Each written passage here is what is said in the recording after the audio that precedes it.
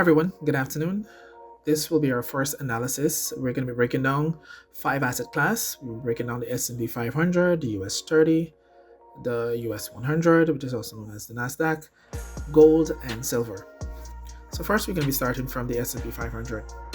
Uh, based on last week's movement, we could see that price was currently in a peak, and it had made one push out and two push out. But on Friday, we didn't had another push that is higher. So in order for us to get a peak formation, we need at least three pushes in one direction. As we can see clearly here, there is one, two. The third did not close higher. It basically closed within the range of the second level. So we'll just have to wait and see what happens next week with the S&P 500. Next, we're going to be looking at the US tech. Some would also call it NAS 100 or the NASDAQ.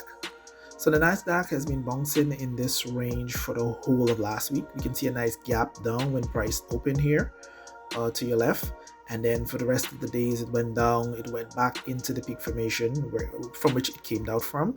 And then went up about one level. And then we got like about two levels of push to the upside. Let me mark that. You can see we have two levels of rise.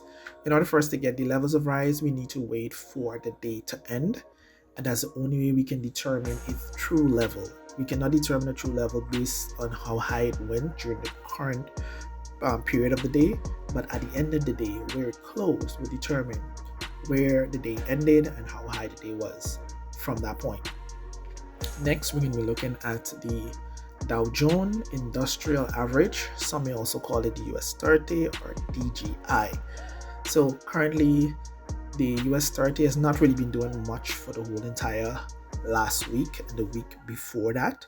It's been bouncing within a range consistently, and we have not seen any major improvement. However, we did see a little move out of the range, at least two pushes in one direction to the downside.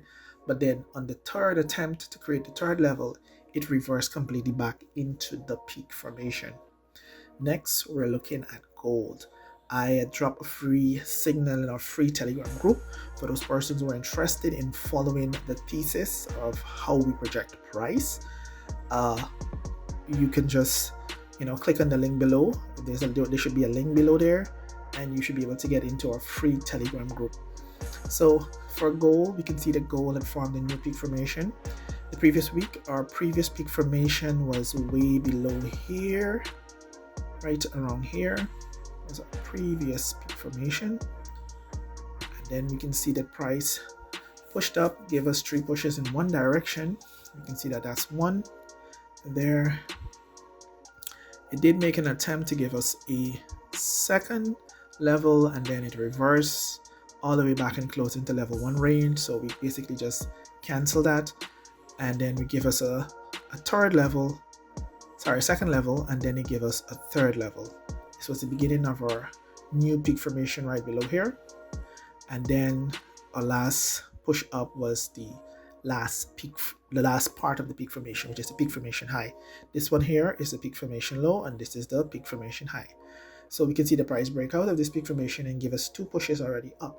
So we're trying to average a point where price is going to come back to, and we're basically looking at the 49.20 level.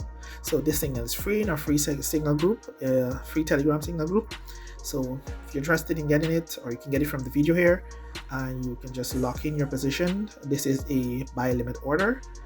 And next, we're going to be looking at silver. Silver has been making really exponential highs than we've ever seen so far since we were trading this market. So we can see clearly that price has been in a range from last week, a new peak formation range. I guess previous week it actually pushed up and formed a new range last week, and we can see that price was basically just bouncing around crazily inside, and it created at least one level out, two level out, and it canceled those two levels out by coming back and close within the peak formation. And then it attempted again, and it gave us at least two pushes in the bullish direction, in the upward direction. So you can see that clearly here.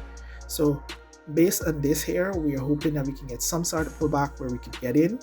But however, the data that was received for the 20th of January, we can see that there's no opportunity that would be available in the current week for us to get into. So far, we're only looking at gold and the S&P 500. The S&P 500 we should only be selling because we can see that since the 16th of December, this market has been in a bearish range all the time based on the data, not how the chart is looking.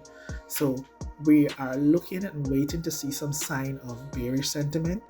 But however, we cannot do anything. We cannot project the market without the data. So if the data says we're coming down, we're basically looking for bearish setups. So on gold, we're looking for bullish setups because this is the only one that is going up, and the data is strictly pointed that this is what they're expecting. So we may see price go all the way to $5,000 an ounce of gold, and then we could see some falling back all the way down. But let's just hope for the best. And the markets is totally unpredictable. We can only have probability of price direction and have a strategy that's sound, and just know that losses are a part of the game. So if you're taking our signal, just know that you need to bulletproof your account. If you're not that good at risk management, we have a guide that we share with every signal so that you could use it to protect your account, because risk is a part of the game, and you cannot trade in the forex market without expecting a loss. You will expect a loss. It is necessary because it's a part of the process. Right, so anyhow, I want to thank you guys for tuning in. Tune in next week. We'll be breaking down the charts again, and later on we'll do a video where we'll be explaining our strategy, how it works, and how we look at the market from a institutional data standpoint, then to the technicals, and then our entry. So do enjoy your day.